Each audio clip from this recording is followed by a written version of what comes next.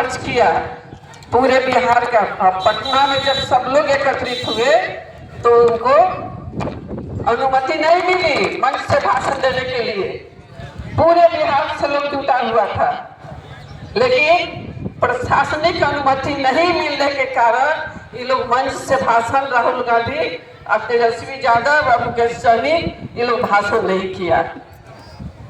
ये लोग रोड मार्च में रोडे लोग निकल गए।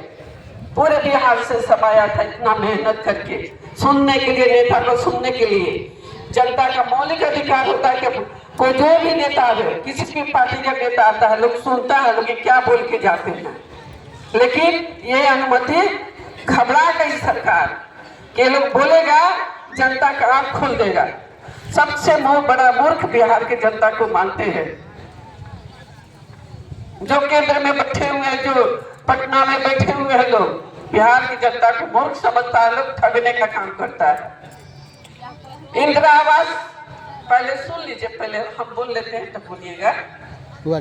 इन सब बातों को देखते हुए तेजस्वी यादव, आप लोग जानती होंगी, लालू प्रसाद जी के लड़के हैं, उन्होंने बीड़ा उठाया कि घूसखोरी, जब तक आप जनता का मुख्यमंत्री नहीं बनाइएगा, जनता के वोट से मुख्यमंत्री बनता है, जनता के वोट से प्रधानमंत्री बनता है, और फिर ठगा जाती है जनता ही। एक समय आया था कि मोदी मोदी मोदी मोदी लोग करने लगा। काहे? तो बोले थे कि 15-15 लाख सबके खाते पर पैसा देंगे, भेजेंगे जब मैं प्रधानमंत्री बनूंगा। किसी के खाते में आया क्या 15 पैसा? जन धन योजना के तहत खाता खुला, 100 रुपया देके 500 रुपया दे करके जीरो पर भी खुला। जो पैसा जमा करके खोला वो पैसा खत्म, अब 15 लाख तक बात अलग है, 15 पैसा नहीं आया। अब पूछा गया मोदी जी से कि आपने बोला कि 15 लाख रुपया देने के लिए हर खाते पे, तो बोले कि तो चुनावी जुमला था।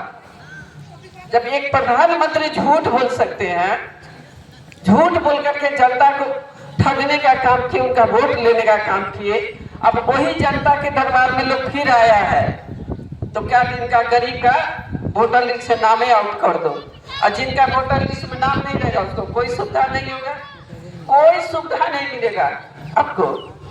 आप लोग अपने अब तो टाइमों खत्म हो गया। हम लोग बहुत प्रयास किए हैं, खोज के लोग को चेक करवा रहे हैं, बूथ बाज हम लोग चेक करवाइए कितना का नाम।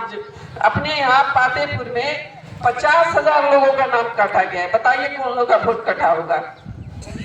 उसमें जो गरीब तबके के लोग हैं, मुसलमान हैं, जो दलित हैं, जो मजदूरी करने बाहर गए हुए हैं, जो बाहर लोग काम करते हैं, हर समुदाय के लोग जाता है बाहर काम करने, वैसे लोगों का जिनके घर पे ताला देखा उसका नाम काट दिया। उतना जबकि वोट देना हर पब्लिक का, हर व्यक्ति का अपना मौलिक अधिकार होता है, उसको वोट से वंचित कर दिया। अब वोट से वंचित कर दिया, कल को आप पुनः सरकार में आएंगे तो क्या कहेगा कि देश के यहाँ का आपका नागरिकता खत्म कर देगा। अब सोच लीजिए, मैंने 25-30% लोगों का नाम कट गया पूरे देश में, तो क्या आलम होगा? कहाँ जाएंगे लोग? लड़कों का नौकरी में दिक्कत होगा। जिन लड़कों का नाम कट गया वोटर लिस्ट से, आधार कार्ड जब बनाना था लाइन लग के लोग बनवाए कि नहीं? पैसा दे दे के लोग बनवाया, उससे दे दे के बनवाया, सब लोग बनाया। अब उसका कोई वैल्यू नहीं है। अब वोटर लिस्ट में जो नाम रहेगा फिर पहचान पत्र उसका बनेगा तभी। जब वोटर लिस्ट में नाम ही नहीं रहेगा तो फिर कोई पहचान आपका नहीं बनेगा, कुछ भी नहीं मिलेगा। वृद्धा पेंशन हो, चाहे ये इंदिरा आवास हो, चाहे आपका राशन कार्ड में नाम, आपका वोटर लिस्ट में नाम ही नहीं था, यहाँ के लोग नहीं है, यही कर देगा। तो हम लोग बोलते हैं तो कहेंगे लालू जी के राजे, लालू जी के बेटा, राजद वाला। यहाँ तो जात करके लोग बांट दिया। हम लोग के लोगों को गरीब की हक मारी हो रही है। इसमें मरता कौन है? गरीब मरता है, जो मेहनत मजदूरी करता है वो मरता है, पूंजीपति लोग नहीं मरता है। सारा सुविधा जीएसटी ले आया। जीएसटी हम आप समझते हैं क्या? जीएसटी किसको कहते हैं? एक सामान का 3 गुना पैसा लेता है, जब जीएसटी कट करके आता है तो भी आपको जीएसटी लगता है। एक सामान खरीदने जाती है तो आप लोग टिकली सिंदूर से लेकर के हर चीज पे जीएसटी, साग सब्जी खरीदने उसमें जीएसटी, कोई मतलब हुआ?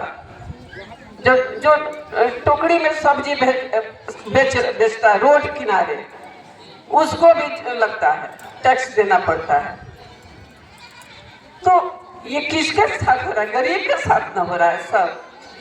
ये समझने का बात है। इसमें तेजस्वी जी